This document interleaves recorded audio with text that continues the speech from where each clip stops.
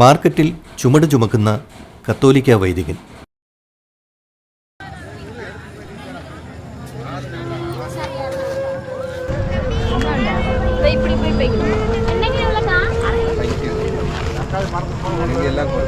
സമയം രാത്രി 11 മണി.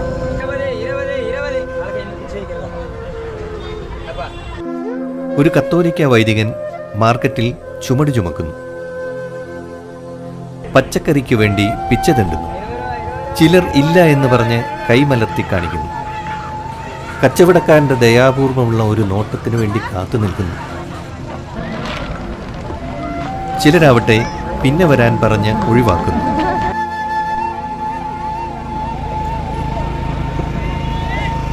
ചിലർ അച്ഛനു വേണ്ടി സാധനങ്ങൾ മാറ്റിവെച്ചിരിക്കുന്നു. ഏതായാലും തന്നവരെയും തരാത്തവരെയും അനുഗ്രഹിച്ച് പ്രാർത്ഥിച്ചാണ് അടുത്ത കടയിലേക്ക് പോകുന്നത്.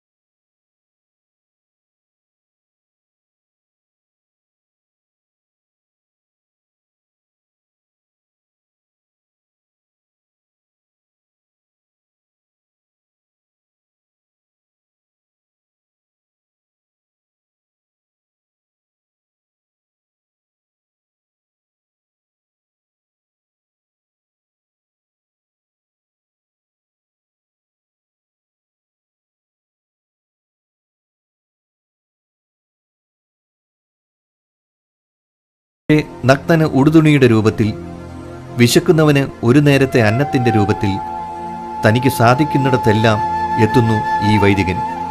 അതാണ് ഫാദർ രാജേഷ് MCBS.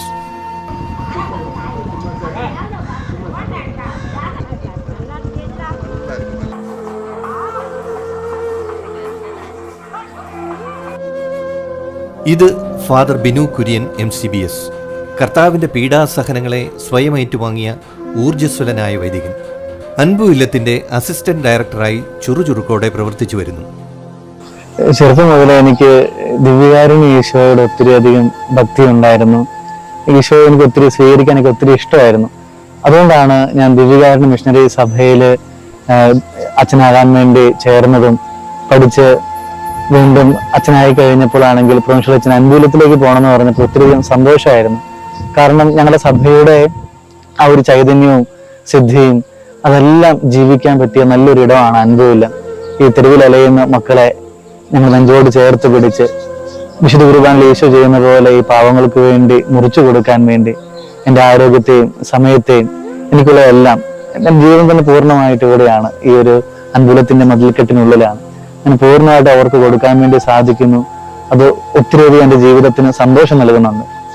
പൗരോഹിത്യം സ്വീകരിച്ച സമയത്ത് തന്നെ ഏറ്റവും സിമ്പിളായിട്ട് ജീവിക്കാൻ പറ്റിയ, ഏറ്റവും ലളിതമായിട്ട് ജീവിക്കാൻ പറ്റിയ ഒരു സ്ഥലത്ത് എന്നെ ദൈവമേ അയക്കണമെന്നായിരുന്നു എൻ്റെ പ്രാർത്ഥന. പക്ഷെ അതിനനുസരിച്ച് ദൈവം അതുപോലത്തെ ഒരു സിമ്പിളായിട്ട് ലളിതമായിട്ട് ജീവിക്കാൻ പറ്റിയ ഒരിടം, ആ കുർബാനയുടെ ചൈതന്യം ജീവിക്കാൻ പറ്റിയ ഒരിടത്തിലായിരിക്കുമ്പോൾ ഒത്തിരിയധികം സന്തോഷമാണ്, ഒത്തിരിയധികം ആത്മസംതൃപ്തിയുണ്ട്. ഇനിയും ഇവിടെ എൻ്റെ ജീവിതം മുഴുവൻ സമർപ്പിക്കാൻ പോലും എനിക്ക് താല്പര്യമാണ്. ആദ്യം തുടങ്ങിയ തെങ്കാശിക്കടുത്തുള്ള വടകരയിൽ 150ഓളം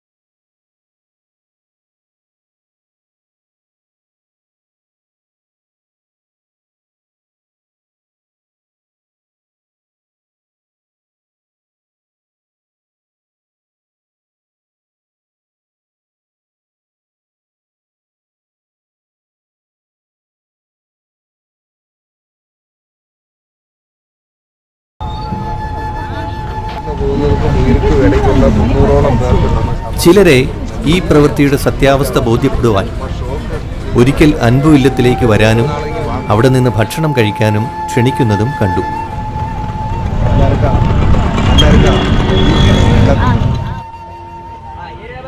രാത്രി ഏതാണ്ട് 9:30 മണിക്കാണ് ഞങ്ങളിവിടെ എത്തിയത്. അപ്പോഴും നല്ല തിരക്ക്. ഈ തിരക്കുകൾക്ക് ശേഷമാണ് അച്ഛൻ്റെ ഊഴം എത്തിയത്. ചില കച്ചവടക്കാർ കാത്തു നിൽക്കാൻ പറയുമ്പോൾ കാത്തു നിൽക്കുന്നു. ഇന്നില്ല എന്ന് പറയുമ്പോൾ അതും കേട്ടു. എന്നാൽ ആ അഗതികൾക്കായി നേരത്തെ തന്നെ സാധനങ്ങൾ മാറ്റിവെച്ചവരെയും കൂട്ടത്തിൽ കണ്ടു. നിയമാവർത്തനം 24:21 പറയുന്നത് പോലെ മുന്തിരിത്തോട്ടത്തിലെ പഴം ശേഖരിക്കുമ്പോൾ കാലാപെറുക്കരുത്.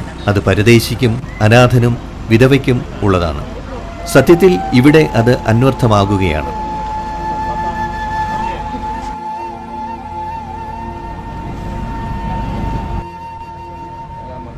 തന്നവരെയും തരാത്തവരെയും അനുഗ്രഹിച്ചാണ് അടുത്ത കടയിലേക്ക് ആ വൈദികൻ പോകുന്നത്.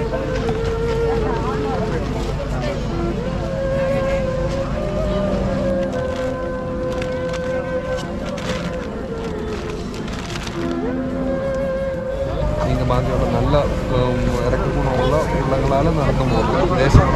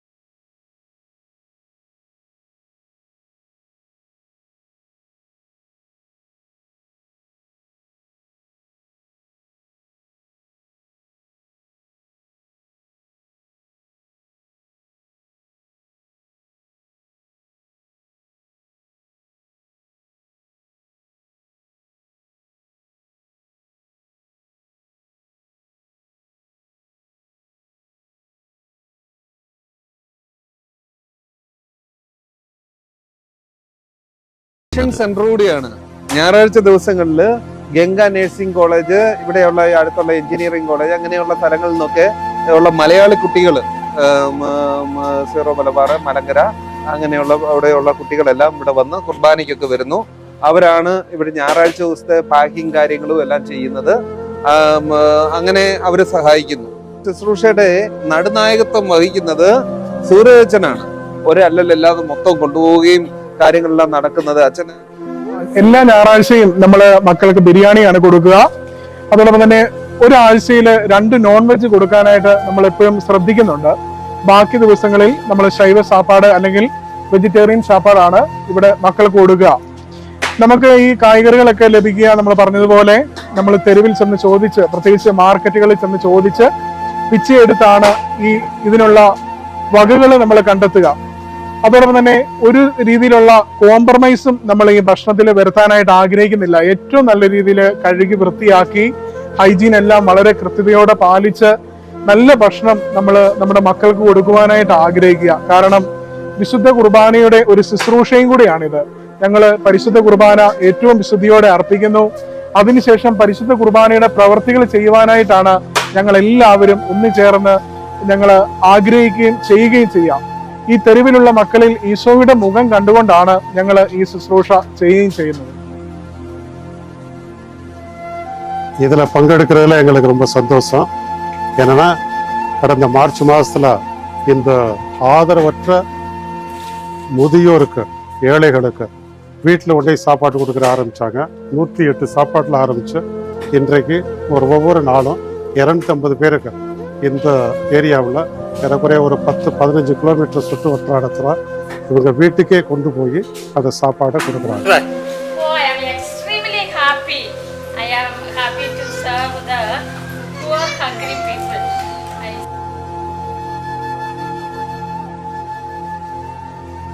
ഇവിടെ 2 ബൈക്കുകളിലായി തെരുവിലേക്ക് 2 ദിശയിലേക്ക് കൊണ്ടുപോകുന്നു. നേരിൽ കാണാനുള്ള ഒരു കൗതുകത്തിന്റെ പേരിൽ ഞങ്ങളെയും കൂടെ കൂട്ടി.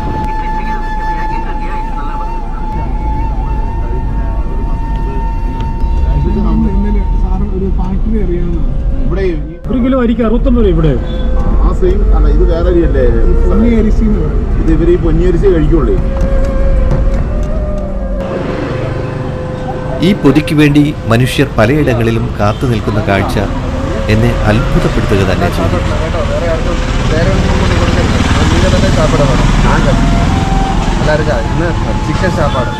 ഭക്ഷണം കൊടുത്ത് അച്ഛൻ അവരുടെ ക്ഷേമവും അന്വേഷിച്ച് പരാതി വല്ലതും ഉണ്ടോ എന്നൊക്കെ ചോദിച്ചറിഞ്ഞാണ് അടുത്ത സ്ഥലത്തേക്ക് നീങ്ങുന്നത്.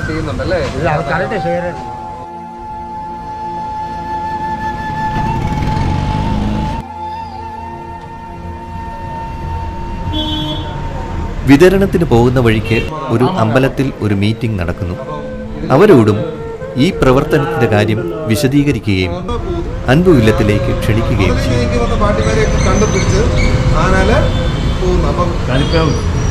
ഭക്ഷണം ഉണ്ടാക്കി കഴിഞ്ഞാൽ രാത്രി 9 മണിയാവും. മീനിയാണ്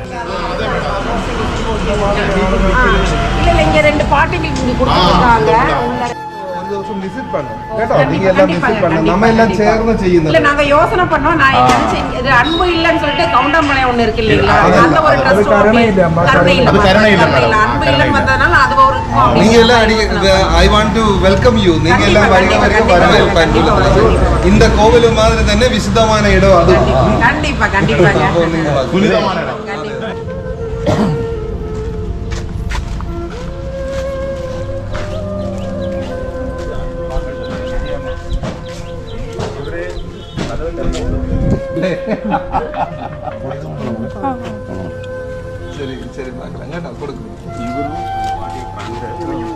പ്രായാധിക്യത്തിലും ജീവിതത്തിനും മരണത്തിനും ഇടയിലുള്ളവരുടെ ഇടയിലേക്ക്.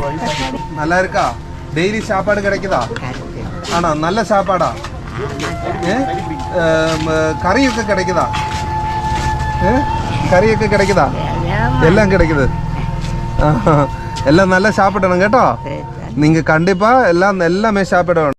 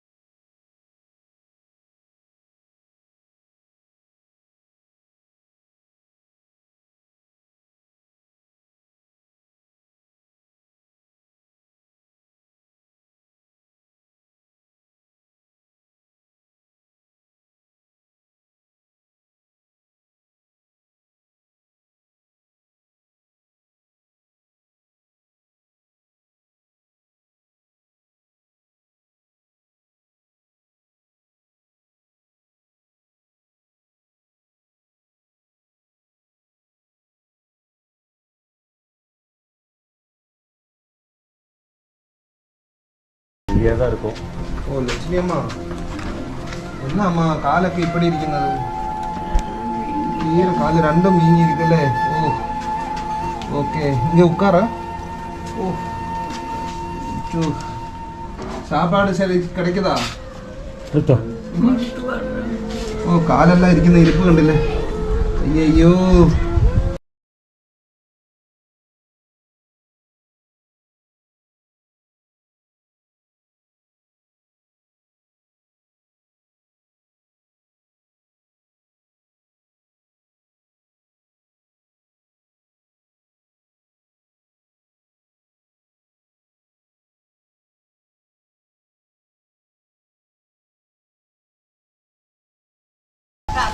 എന്ന് പറഞ്ഞാൽ 115 ദയനീയ അവസ്ഥകൾ ഇനിയും.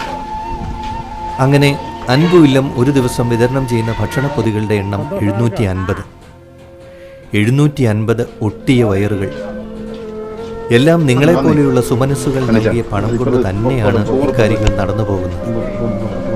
കൂടാതെ അൻപു ഇല്ലത്തെ 150 മക്കളും അവർക്കുള്ള മരുന്നും ഭക്ഷണവും.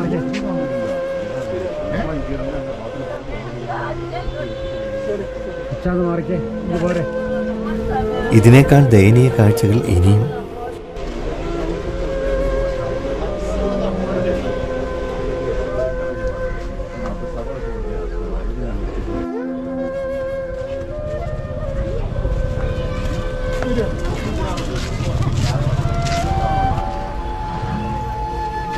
തിരികെ വാഹനത്തിനടുത്തെത്തിയപ്പോൾ അച്ഛനെ സ്നേഹവായ്പ കൊണ്ട് വീർപ്പുമുട്ടിക്കുന്ന സാധുക്കളെയാണ് കാണാൻ കഴിയുന്നത്.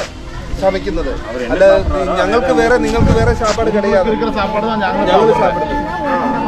எல்லாரும் சாப்பிடுறோம். நாங்களும் அதே சாப்பாடு தான் சாப்பிடுறோம். കേട്ടോ?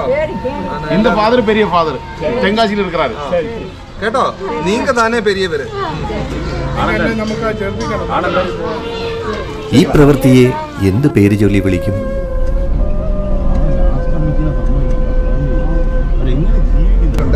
നമുക്ക് കുറച്ച് ഇവിടെ ചെയ്യുന്ന പ്രവർത്തനങ്ങൾ എന്താണെന്ന് അറ്റ്ലീസ്റ്റ് കുറച്ച് മനുഷ്യരുടെ മനസ്സിൽ കാര്യം കർത്താവിന്റെ സുവിശേഷം അച്ഛന്മാർ ജീവിക്കുന്നുണ്ട്.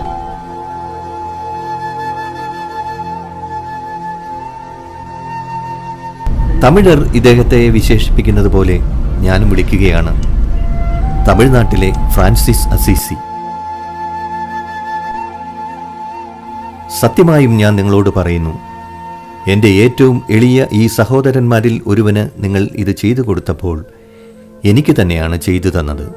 പരിപാടി അതൊക്കെ ചെയ്യണം. നമ്മുടെ കൊച്ചാണ്, അവളത് ചെയ്യണം.